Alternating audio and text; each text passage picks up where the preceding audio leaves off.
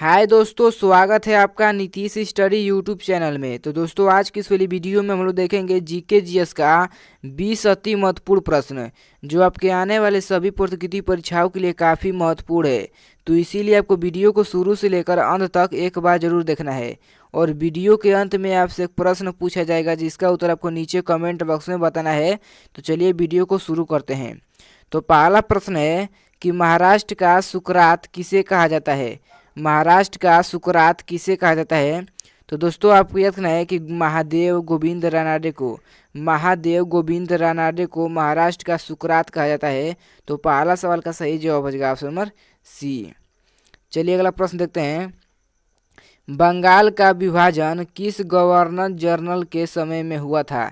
बंगाल का विभाजन किस गवर्नर जनरल के समय में हुआ था। तो आपको याद रखना है कि लॉर्ड कर्जन के समय में बंगाल का विभाजन हुआ था। तो दूसरा सवाल का सही जवाब हो जाएगा ऑप्शन नंबर ए। चलिए अगला प्रश्न देखते हैं।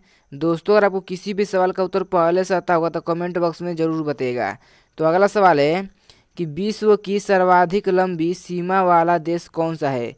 विश्व की सर्वाधिक लंबी सीमा वाला देश कौन सा है। तो दोस्तों, आपको याद रखना है कि कनाडा जो है विश्व की सर्वाधिक लंबी सीमा वाला देश है। तो तीसरा सवाल का सही जवाब बचेगा ऑप्शन नंबर ए। चलिए अगला सवाल देखते हैं कि भारतीय स्वतंत्रता आंदोलन की माता किसे कहा जाता है। काफ़ी इम्पोर्टेंट प्रश्न है दोस्तों कि भारतीय स्वतंत्रता आंदोलन की माता किसे कहा जाता है। तो आपको याद रखना है कि मैडम भिखाजी कामा को भारतीय स्वतंत्रता आंदोलन की माता कहा जाता है। तो चौथा सवाल का सही जवाब बचेगा ऑप्शन नंबर सी।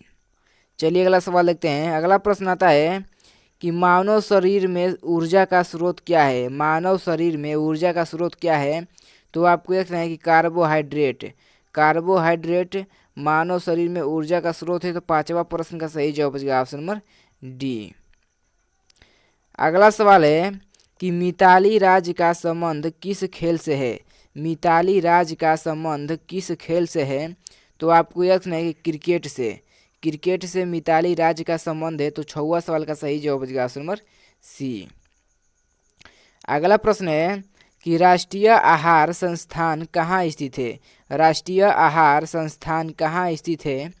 तो आपको याद रखना है कि हैदराबाद में राष्ट्रीय आहार संस्थान स्थित है। तो सातवां सवाल का सही जवाब बचेगा ऑप्शन नंबर डी। अगला प्रश्न है कि चंगेज खा किस देश का निवासी था। चंगेज खा किस देश का निवासी था। तो आपको याद रखना है कि मंगोलिया का चंगेज खा निवासी थे। तो आठवां प्रश्न का सही जवाब बचेगा ऑप्शन नंबर ए। चलिए दोस्तों, अगला सवाल देखते हैं। दोस्तों, अगर आपको वीडियो अच्छी लग रही है तो वीडियो को लाइक करिएगा। अगर हमारे चैनल पर नए हैं तो चैनल को भी सब्सक्राइब कर दीजिएगा, क्योंकि सब्सक्राइब करेंगे तो वीडियो सबसे पहले आप तक पहुंच जाएगा। तो अगला सवाल है कि विश्व का सबसे छोटा गणतंत्र कौन सा है।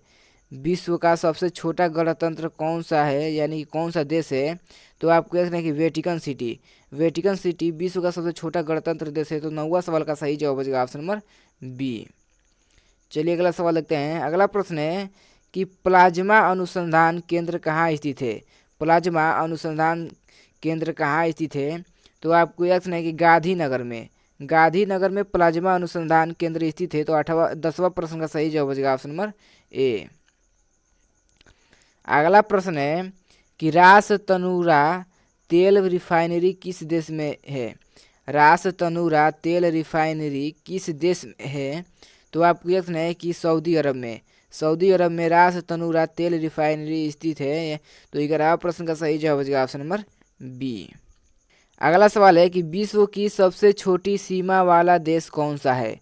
विश्व की सबसे छोटी सीमा वाला देश कौन सा है। तो आपको याद रखना है कि जिब्राल्टर विश्व की सबसे छोटी सीमा वाला देश है। तो 12वां सवाल का सही जवाब बचेगा ऑप्शन नंबर डी। अगला प्रश्न है कि बॉक्साइट किस धातु का अयस्क है। बॉक्साइट किस धातु का अयस्क है। तो आपको याद रखना है कि एल्यूमिनियम का बॉक्साइट अयस्क है। तो 13वां प्रश्न का सही जवाब बचेगा ऑप्शन नंबर डी। चलिए अगला सवाल देखते हैं। लेप्चा किस राज्य की प्रमुख जनजाति है। लेप्चा किस राज्य की प्रमुख जनजाति है। तो आपको याद रखना है कि सिक्किम की लेप्चा प्रमुख जनजाति है। तो 14वां सवाल का सही जवाब हो जाएगा ऑप्शन नंबर ए।